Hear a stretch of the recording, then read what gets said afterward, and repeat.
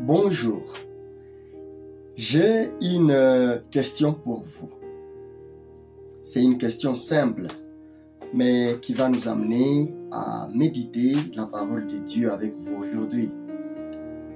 J'aimerais savoir, comparativement à il y a une semaine, un mois ou 2 mois, ou même 3 mois, 6 mois, et aujourd'hui, que pouvez-vous dire de votre vie spirituelle? Êtes-vous en train d'évoluer jour après jour ou vous vous sentez affaibli, vous vous sentez ne pas être la même personne qu'il y a quelques temps écoulés? Vous vous trouvez aujourd'hui dans une situation selon laquelle hier est mieux qu'aujourd'hui, spirituellement. Autrefois, vous aviez le temps de prier, mais aujourd'hui, vous ne priez plus. Vous aviez le temps de lire votre Bible, mais vous ne trouvez plus le temps avec votre Bible. Peut-être vous êtes même à un point où vous êtes sur le point de jeter l'éponge, d'abandonner la vie chrétienne. Pourquoi? Parce qu'en vous, il y a une sorte de culpabilité qui vous dit, oh là là, j'ai fauté. J'ai abandonné mon premier amour. Je ne sais plus comment évoluer. Je ne sais plus comment avancer. Eh bien, on va traiter ça aujourd'hui avec vous.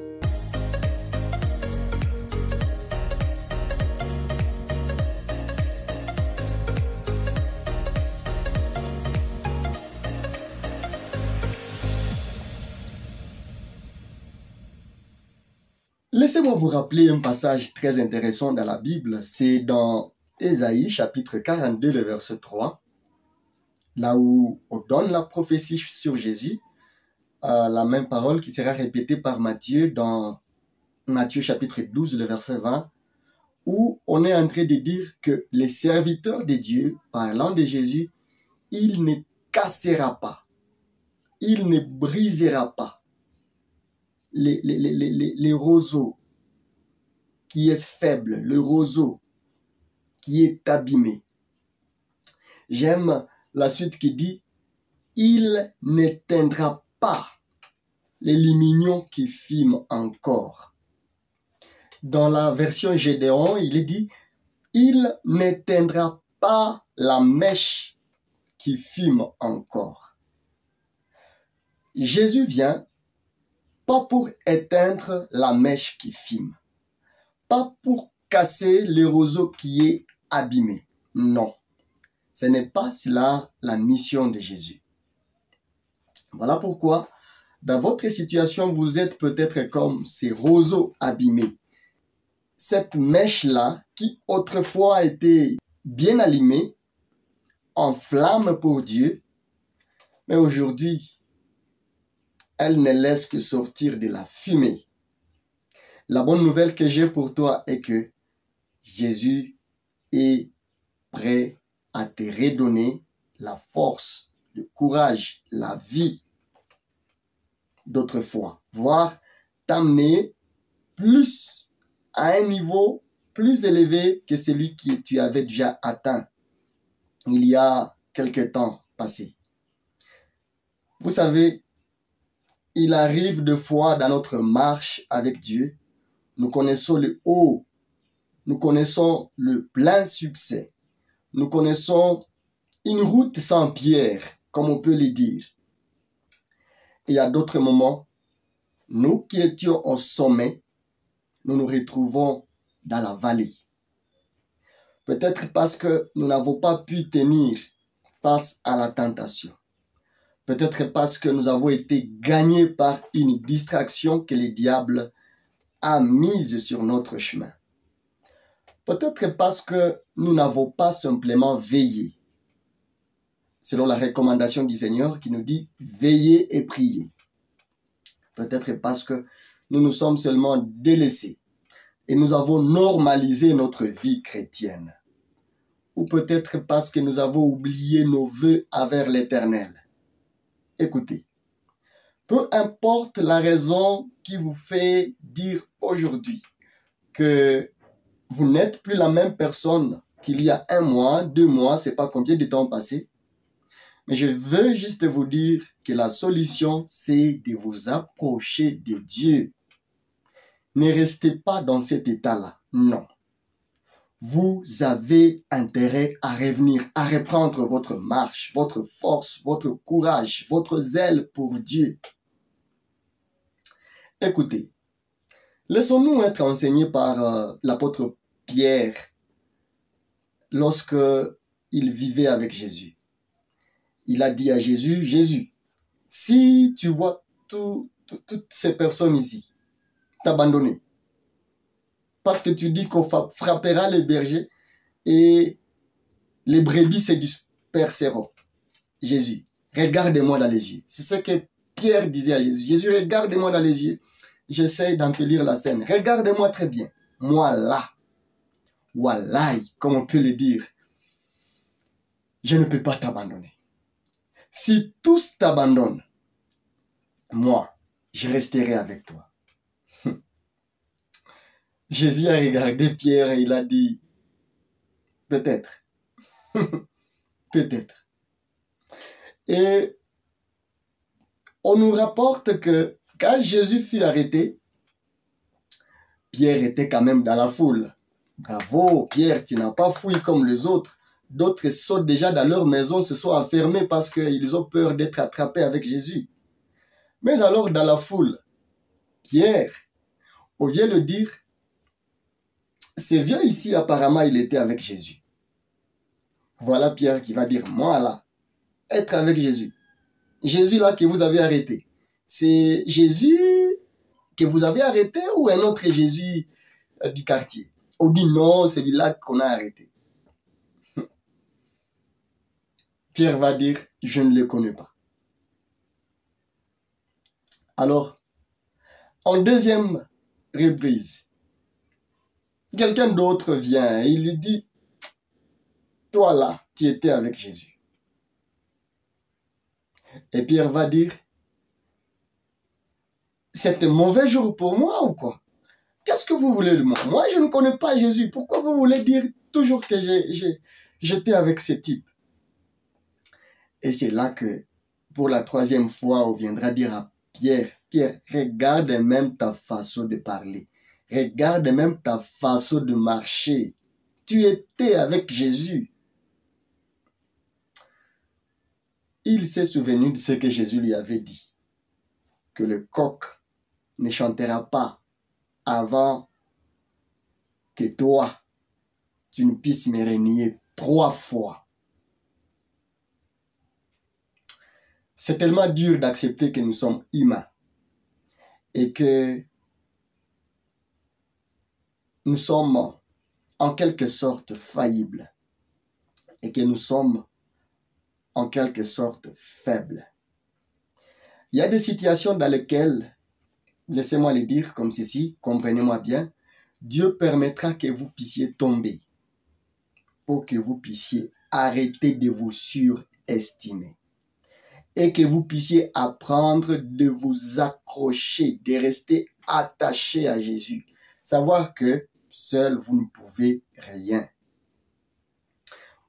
Pierre pensait que puisqu'il est fort, puisqu'il a un tempérament chaud, je ne sais pas les classer, bien qu'il y a ceux-là qui disent qu'il était un sanguin, moi je ne sais pas classer Paul, Monsieur Pierre. Dieu permettra que vous puissiez arriver à un niveau où vous dites, ce n'est pas moi, c'est Dieu qui doit faire ça en moi. Bien-aimés, vous êtes faibles aujourd'hui, comme un roseau abîmé. Jésus ne vous condamne pas. On a amené à Jésus un roseau abîmé, la femme qu'on avait attrapée à flagrant délit, d'adultère, bien sûr, on l'a amené devant Jésus.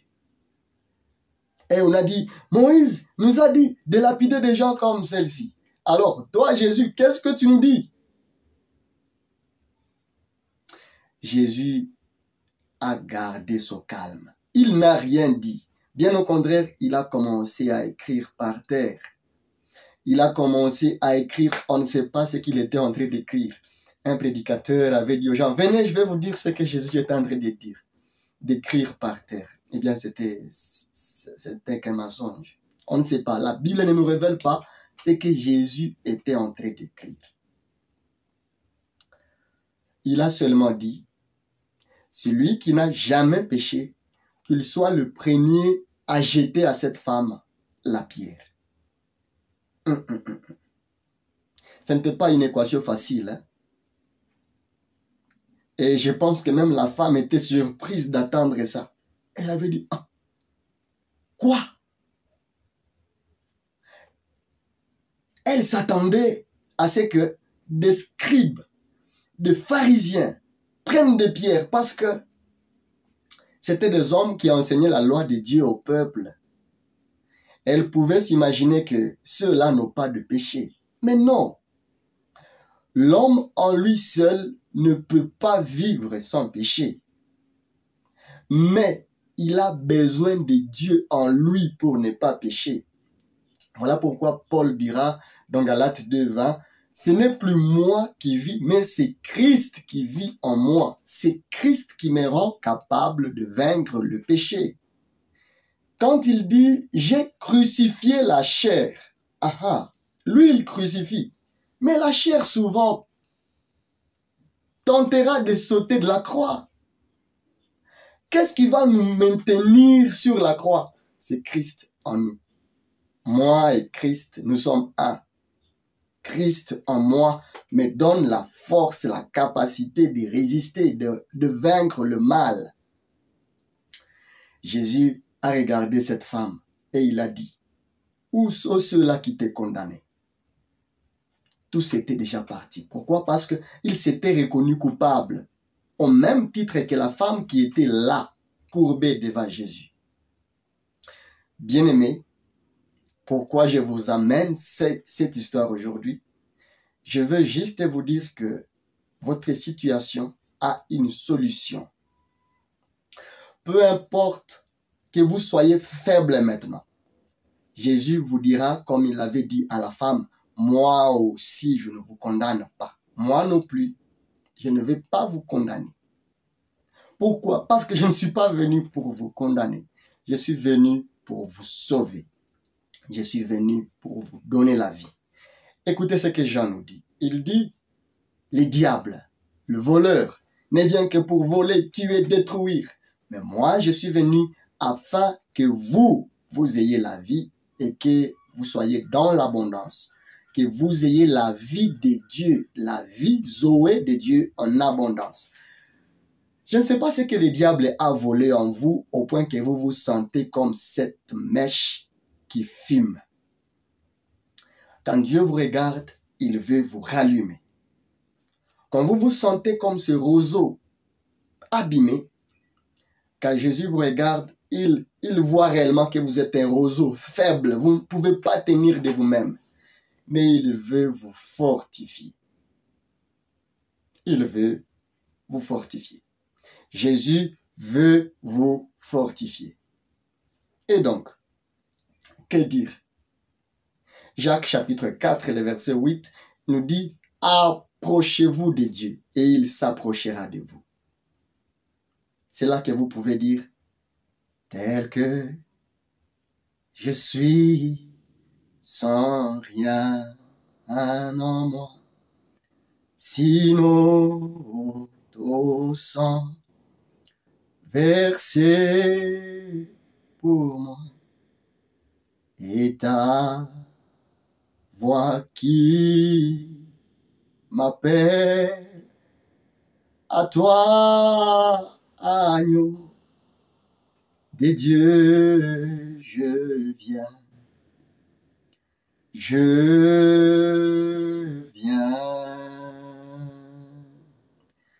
tel que je suis, Viens, va à Sion, en proie au doute, à chaque instant, lito dehors, crainte dedans, agneau de Dieu, je viens, je viens.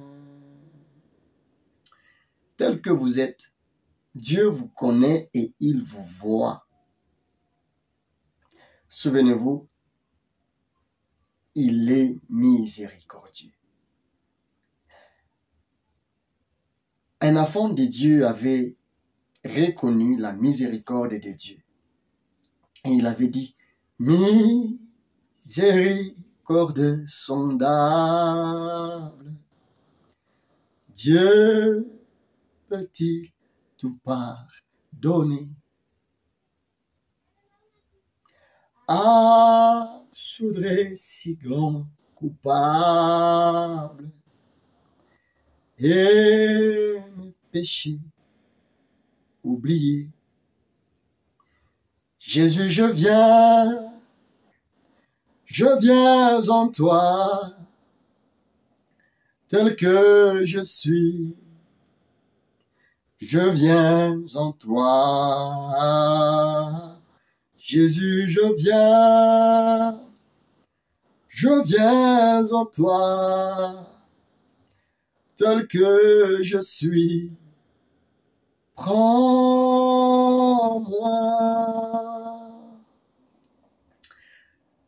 C'était un cri d'un cœur.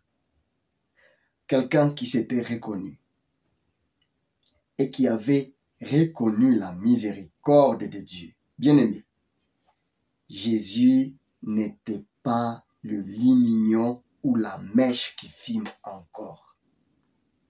Relevez-vous. Il va vous redonner force. Revenez à lui. Ce que vous avez perdu, il va vous redonner. Celui-là qui parle Swahili, il y a ce chantre de Dieu qui a dit Ni kurejeshe, ni kurejeshe. Anasema njoo kwangu nikurejeshe, nikurejeshe, nikurejeshe. Anasema njoo kwangu nikurejeshe. C'est un appel.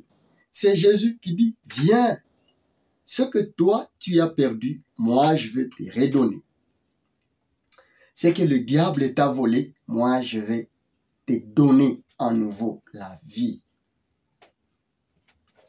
Guérissez de votre culpabilité et relevez-vous. Relevez-vous. Ne restez pas là où vous êtes tombé. Non, ne restez pas là.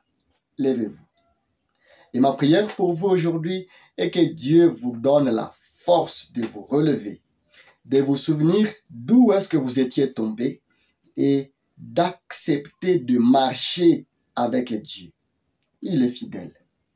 Ma prière est que vous puissiez prier plus qu'autrefois, que vous puissiez vous approcher de la parole de Dieu plus qu'autrefois, que vous puissiez écouter la parole de Dieu plus qu'autrefois, que vous puissiez vous donner à Dieu plus qu'autrefois, et qu'il vous renouvelle, qu'il vous redonne la vie. Ah oui, c'est ma prière pour vous aujourd'hui. Merci d'avoir suivi jusqu'ici. Priez pour moi, je prie aussi pour vous. Et ensemble, revenons en Dieu. Sachons qu'il est prêt à nous pardonner, qu'il est prêt à nous restaurer, à nous redonner ce que nous avons perdu. Dieu est fidèle et il le fera. Que Dieu vous bénisse.